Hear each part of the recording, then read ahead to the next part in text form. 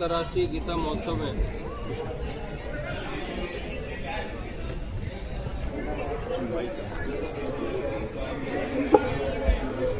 अंतर्राष्ट्रीय गीता महोत्सव 2025 हरियाणा साहित्य एवं संस्कृति अकादमी के तत्वावधान में आयोजित हरियाणा पुस्तक मेला में आप सभी का स्वागत है।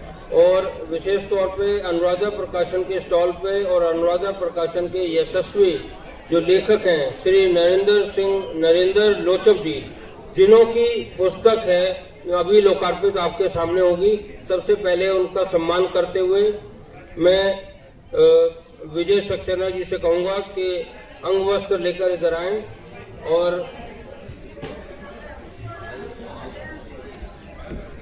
उनकी श्रीमती जी को सम्मानित करें।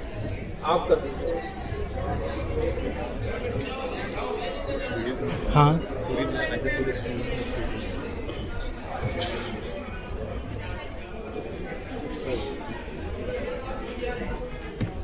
और इनके बेटे यशु जी को भी एक बार सम्मानित करें।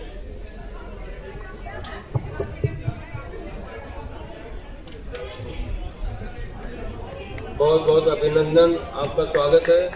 और मैं कहूँगा कि आप घर मंदिर से नहीं हो कम, आप लोग रख दें जहाँ भी कदम, सारी दुनिया बिछाएगी फूल, दिल अपना बिछाते हैं हम सुस्वागतम। आप सभी का स्वागत है और बहुत बहुत अभिनंदन है। अब हम इसी कड़ी में चाहेंगे कि हमारे बीच में ये डॉक्टर अजय ओझा जी, जो दूरदर्शन से सेवानिवृत्त हैं, इन्होंने भारतीय प्रसार सेवा में कार्यरत हैं और इसके साथ साथ इनकी 17 पुस्तकें प्रकाशित हो चुकी हैं।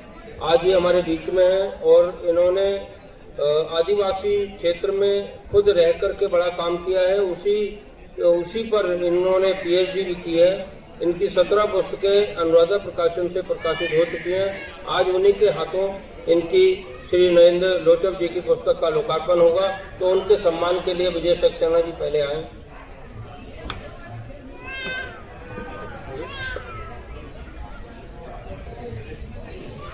और आज बड़े अच्छे संयोग की बात है कि हमारे साथ 2 साथी हैं, विशेष तौर पे अजय और विजय। ये डॉक्टर अजय जी और ये विजय सक्सेना जी।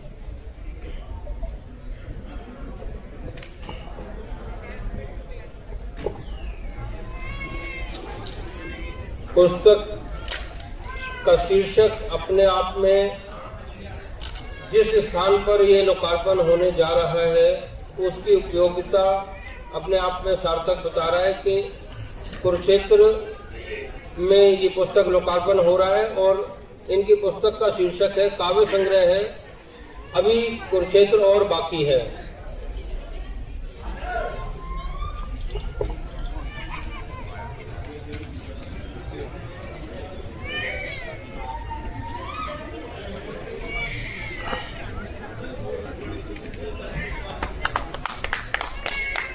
बहुत बहुत बधाई और बहुत बहुत शुभकामनाएं। नरेंद्र लोचब जी को बहुत बहुत बधाई और शुभकामनाएं। और हमारे बीच में ये एक अनुभवी, मैं तो बुजुर्ग नहीं कहूँगा, काफ़ी अनुभवी व्यक्तित्व है।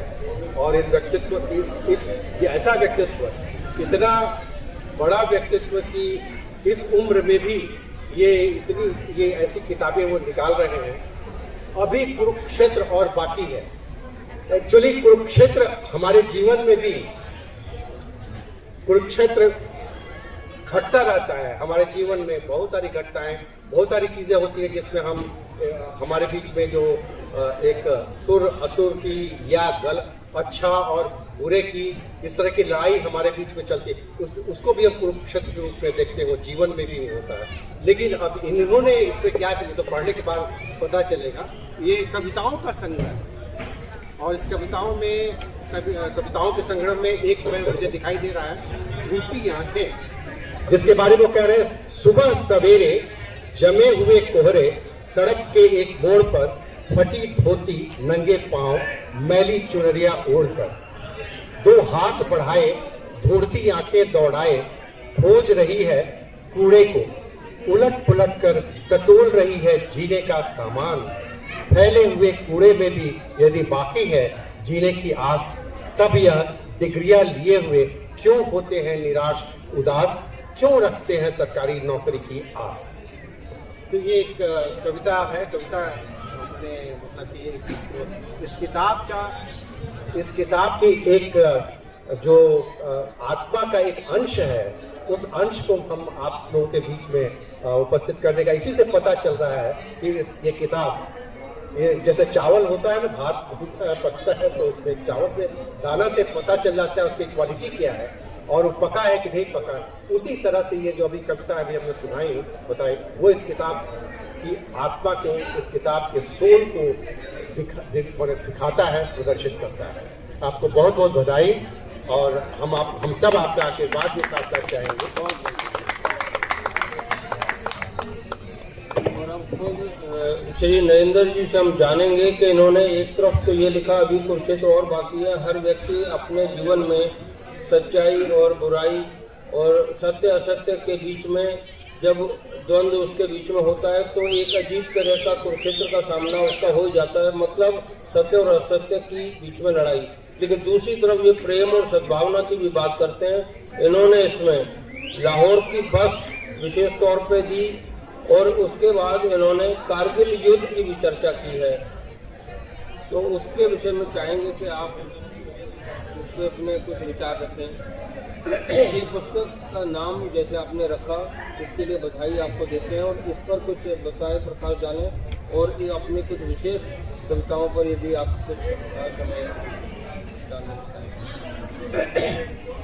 आप सभी आदरणीय बहन भाइयों का मैं धन्यवाद करता हूँ। आप मुझे इतना मान सम्मान दे रहे हैं। मैं समझता नहीं कि मैं कोई इतना बड़ा कवि हूँ या लेखक हूँ। मैं खुद को ना लेखक मानता हूँ और ना कवि मानता हूँ, क्योंकि ये कविताएं प्रोफेशनली नहीं लिखी गई कभी भी। ये मेरे 48 साल के जीवन का तजर्बा जो लिखा हुआ। बहुत बढ़िया। कब कोई बात विचार मन में आ गया वो उठा के मैंने लिख लिया और वो इकट्ठा होते होते आज यहाँ तक पहुँच गया। तब मैंने सोचा क्यों ना इसको एक पुस्तक के रूप में मैं समाज के बीच में रख दूँ, बजाय इसके ये कूड़े में चली जाए।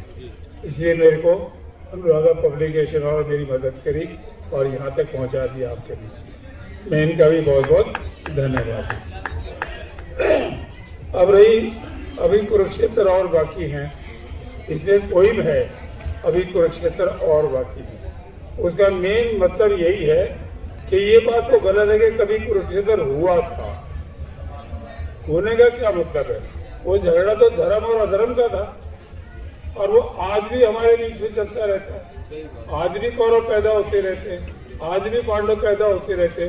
तो हमने ये कैसे कह दिया कुरुक्षेत्र हुआ था?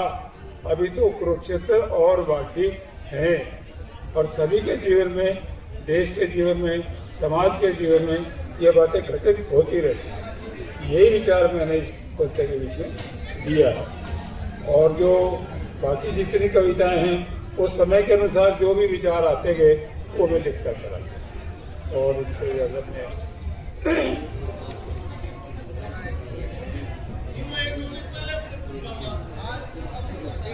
तो चित्र भी कोई करके दिखा देता हूँ। वीडियो है डॉक्टर अजय ओझा जी से कि इस पुस्तक के प्रकाशन के अवसर पे श्री नरेंद्र लोचन जी को श्रेष्ठ रचनाकार सम्मान प्रदान करते हुए हम गौरवान्वित हैं। बहुत बहुत बधाई।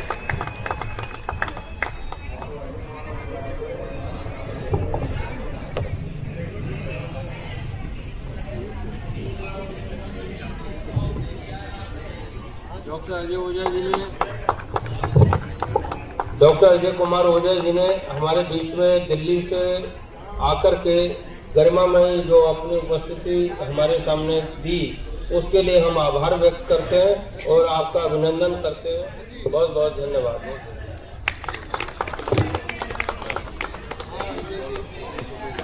उस पोएम को पढ़ के आपको सुना रहा हूँ।